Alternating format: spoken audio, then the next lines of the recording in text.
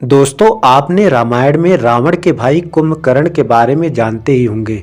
लेकिन क्या आपको पता है कि कुंभकर्ण का एक पुत्र भी था, जिसके कारण भगवान शिव के 12 ज्योतिर्लिंग में से एक की उत्पत्ति हुई। जी हाँ, हम बात कर रहे हैं महाराष्ट्र में स्थित भीमा शंकर ज्योतिर्लिंग के बारे में। आखिर क्या है पूरी कथा इस ज्योतिर्लिंग की, और आप यहाँ कैसे पहुँचे, कहाँ रुके और इसके आसपास घूमने की जगहों के बारे में पूरी जानकारी देंगे। इसलिए इस वीडियो को अंत तक जरूर देखें।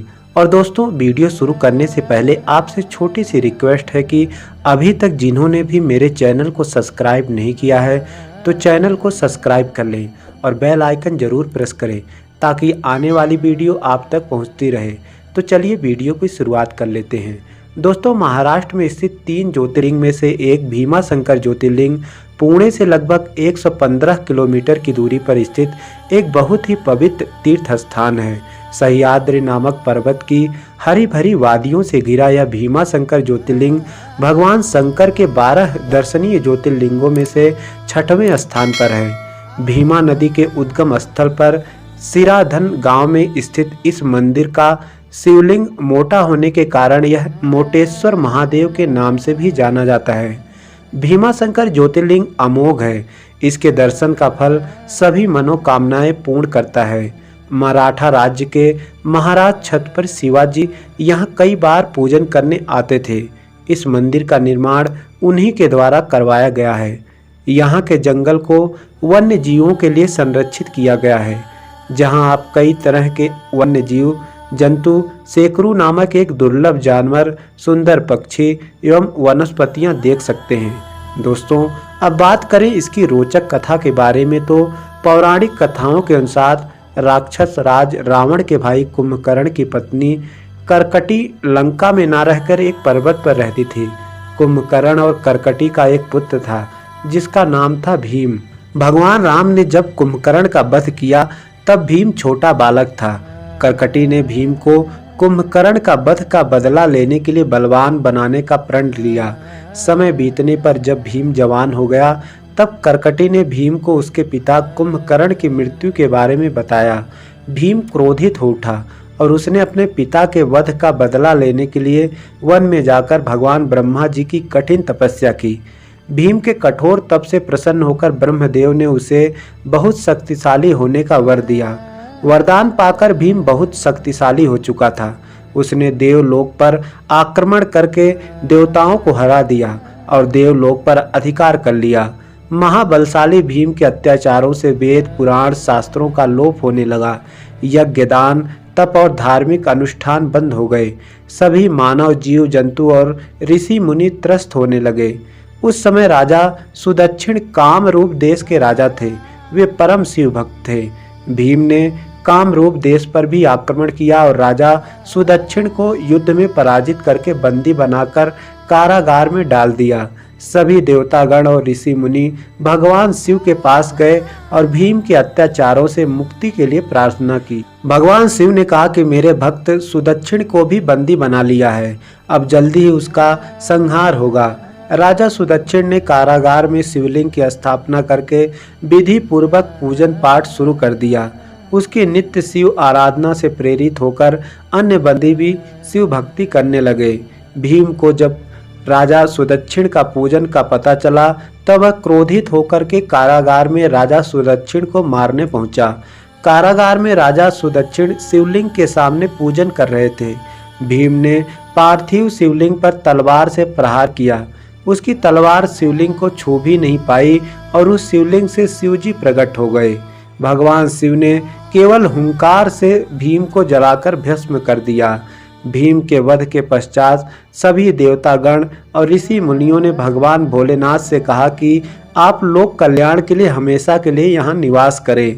भगवान शिवजी सभी पर कृपा करने के लिए उसी स्थान पर शिवलिंग के रूप में स्थापित हो गए। यही शिवलिंग भीमेश्वर ज्योतिर्लिंग के नाम से जगत प्रसिद्ध हुआ। दोस्तों, अब बात करें आप यहाँ कब जाएं, तो भीमा शंकर ज्योतिर्लिंग दर्शन के लिए तो हर समय उपयुक्त है, पर यात्रा करने का सबसे उचित समय अक्टूबर से फरवरी माह के बीच का होता है। इन दिनों भीमा शंकर ज्योतिर्लिंग का दृश्य अलौकिक और सह्याद्री पर्वत का वातावरण सुहावना होता है। बरसात के बाद हर तरफ हरियाली छा जाती है। हल्की ठंड से सफ़र करने का अलग ही मज़ा होता है। दोस्तों, सुबह पुणे से भीमा शंकर ज्योतिर्लिंग दर्शन करके शाम तक आप वापस आ सकते हैं। पर यदि मंदिर के दर्शन के बाद आप यहाँ के निकट दर्शनीय स्थलों को घूमने के लिए रुकना चाहते हैं तो मंदिर के आसपास 400 से 700 रुपये किराए पर मिल जाएंगे। मंदिर से कुछ दूर अच्छे होटल और रिसोर्ट्स भी उपलब्ध हैं। अभी मंदिर के भक्त निवास का काम चालू है जो अभी तक पूर्ण नहीं हुआ है। हरियाली भरे रास्ते से गुजरते हुए खूबसूरत पहाड़ियों के सौंदर्य का लुत्फ उठाते आपको पता ही नहीं चलेगा कि कब भीमा शंकर आ गया। भीमा शंकर पहुंचने के बाद आप मंदिर कहीं भी दिखाई नहीं देगा। मंदिर तक जाने के लिए प्रवेश द्वार से 250 सीढ़ियां चढ़ने के बाद मंदिर दिखता है। वृद्ध जनों के लिए यहाँ डोली उपलब्ध है। डोली का किराया 600 रुपये है। सीजन के दौरान यह 1300 रुपये तक हो जाता है। मंदिर के रास्ते में कई दुकानें आती हैं जिनसे आप फूल प्रसाद आदि खरीद सकते हैं। भीमेश्वर मंदिर पहुंचने पर आपको लाइन में लगना है। मन ही मन ओम नमः शिवाय का जप करते रहें। रास्ते में आपको टीवी स्क्रीन नजर आएगी, उसमें श्री भीमेश्वर ज्योतिर्लिंग के दर्शन करते रहें। कुछ देर बाद आप गर्भगृह के सामने पहुंच जाएंगे। शिवलिंग को दिन भर चांदी के कवच से ढका रहता है। सुबह 5 से 5:30 बजे यह कवच हटाया जाता है, तभी आप मूल शिवलिंग का दर्शन कर पाते हैं। आप शिवजी के प्रतीक शिवलिंग पर अपनी नज़र जमाए रखिए। शिवलिंग को अपने मन में बसा लीजिए। बाहर आकर मंदिर का बाहर से दर्शन करें। भीमा शंकर मंदिर नागर शैली की वास्तुकला से बना है। यह शैली नई और पुरानी दोनों एक सह मिश्रित है। मंदिर के सामने एक खूबसूरत विशाल घंटा लगा हुआ है। ये घंटा महान हिंदू पराक्रम का प्रतीक है। मराठा इतिहास के अनुसार अद्भुत दिखने वाला यह घंटा पुर्तगालियों के चर्च का है। बालाजी विश्वनाथ के बेटे और बाजीराव के छोटे भाई वीर चीमाजी बसाई के किले में पुर्तगालियों को पराजित करके वहां के चर्च से यह घंटा लाए थे। इस घंटे में जीसस के साथ मदर मैरी की मूर्ति बनी है और 1727 लिखा हुआ है।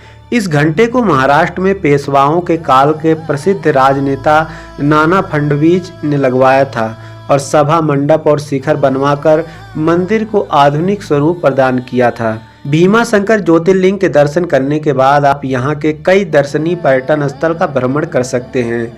इन स्थलों में गुप्त भीमा शंकर, हनुमान झील, भीमा नदी की उत्पत्ति, नागफनी पॉइंट, बॉम्बे पॉइंट, साक्षी विनायक मंदिर और भीमा शंकर वन्य जीव अभयारण्य, राजगढ़ का किला, द एम्प्रेस गार्डन, पेशवा उद्यान, चिड़ियाघर पुणे, लाल महल पुणे, सिंहगढ़ किला पुणे, पश्चिमी घाट पुणे आदि जगहें शामिल हैं। दोस्तों, महाराष्ट्र एक ऐसा राज्य है जहां का भोजन अपने स्वाद से आपको आश्चर्यचकित कर सकता है। महाराष्ट्र के मसालेदार भोजन में आपको अलग ही स्वाद मिलेगा। यहाँ के प्रसिद्ध भोजन में बड़ा पाव, मिसल, प्याज फ्राई का नाम शामिल है। इसके अलावा यहाँ पर चावल, दाल, चपाती और सब्जी रोज़मर्रा का भोजन है। महाराष्ट्र के भोजन में अनगिनत किस्में मिलती हैं। अगर आप भीमा शंकर ज्योतिर्लिंग की यात्रा पर हैं तो यहाँ की बंगाली मिठाई का स्वाद लेना बिल्कुल ना भूलें। दोस्तों, यदि आपने भीमा शंकर ज्योतिर्लिंग मंदिर घूमने जाने की योजना बनाई है तो हम आपको बता दें कि आप फ्लाइट, ट्रेन तथा बस में से किसी भी साधन का चुनाव कर सकते हैं। यदि आपने भीमा शंकर ज्योतिर्लिंग जाने के लिए हवाई मार्ग की योजना बनाई है तो हम आपको बता दें कि भीमा शंकर का अपना कोई हवाई अड्डा नहीं है। भीमा शंकर का सबसे निकटतम हवाई अड्डा पुणे हवाई अड्डा है। पुणे से भीमा शंकर ज्योतिर्लिंग की दूरी लगभग 109 किलोमीटर है। भीमा शंकर ज्योतिर्लिंग मंदिर के दर्शन के लिए यदि आपने रेल मार्ग से जाने की योजना बनाई है तो हम आपको बता दें कि भीमा शंकर में कोई रेलवे स्टेशन नहीं है। यहाँ का सबसे नज़दीकी railway station Karjat railway station है जो भीमा शंकर से लगभग 168 किलोमीटर की दूरी पर है। आप इस रेलवे स्टेशन से बस या टैक्सी के माध्यम से भीमा शंकर आसानी से पहुंच सकते हैं। भीमा शंकर ज्योतिर्लिंग मंदिर दर्शन करने के लिए यदि आपने बस का चुनाव किया है तो हम आपको बता दें कि भीमा शंकर सड़क मार्ग से विभिन्न शहरों से जुड़ा हुआ है, इसलिए बड़े आसानी से बस से यात्रा करके भीमा शंकर ज्योतिर्लिंग मंदिर पहुंचा जा सकता है। दोस्तों, यह रही महादेव के 12 ज्योतिर्लिंगों में से एक भीमा शंकर ज्योतिर्लिंग के बारे में पूरी जानकारी। आप भी अपने परिवार के साथ दर्शन करने जरूर जाएं और अगर यह वीडियो आपको अच्छी लगी हो तो इसे अपने दोस्तों में शेयर करें और कमेंट बॉक्स में हर हर महादेव जरूर लिखें। ठीक है दोस्तों, इस वीडियो में बस इतना ही। मिलते हैं फिर किसी नई वीडियो में, तब तक के लिए हर हर महादेव।